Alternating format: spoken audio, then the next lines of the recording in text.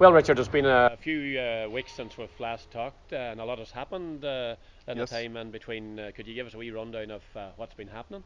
Yeah, well, we clearly, as you can see around you, we have finished our element at this stage of works, which are the block work is now complete externally on the outer walls.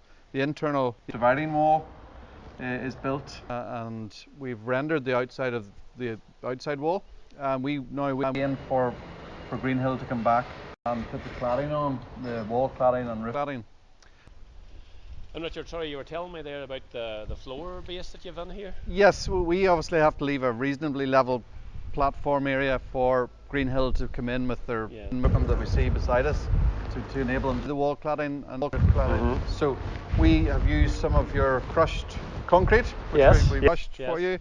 That's the concrete that we paid you for originally, and then we paid you to take it up, and then we paid you to crush it. Now we're paying you to take it back in again. It does. When you put it like that, it does sound a bit strange, but no, it's been very beneficial. So it's underneath this layer of finer stuff. Yeah. So it's in the ground, and it's been great to build up the level to this just a bit coarse to finish it out with. So that's why we've got a blinding course on top of that. Well, obviously the steelwork's up, and we're now just waiting on Greenhill to commence sheeting. So what's the time scale going forward?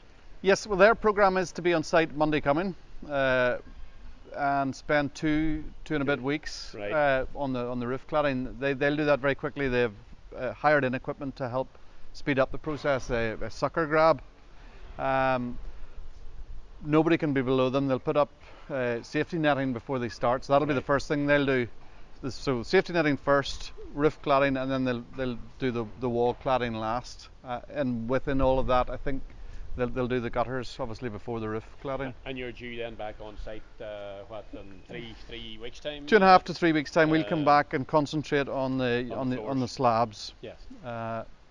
We've got an area down here now that we haven't covered with stone, and I know we've been telling you to hold off on it because this is where our shot blasting plant and our spray house has been located. So is that going to cause you any problems if we have to delay in this area? Well, no. As we've been made aware of it, we can program the pouring of the slab so that will always be the last pour or the last number of pours. We just have to be careful with how we program the pours so that we can keep 2 or 3 pours going at the same time. Right. The floor is designed in such a way that there's a number of expansion joints, contraction joints, and all sorts of joints, and we just have to make sure that we don't landlock ourselves to get back in to pour a slab that's maybe isolated. So with the knowledge of knowing what might be changing, we'll program the slabs appropriately so that we can get it all poured in as short a space of time as possible and poured correctly. Well, very good, and I think it's fair to say that the next time you're back here, we'll have a shed that if Yes. it rains, like it's just about to at this moment, I think it is about, yes. It's going to stay dry on us. So I think progress has been good. Yep. And certainly we're getting more excited now as we see the actual physical size of the building starting to take shape. Yes, indeed. So thanks again, Richard. No, it's my pleasure. Thank you.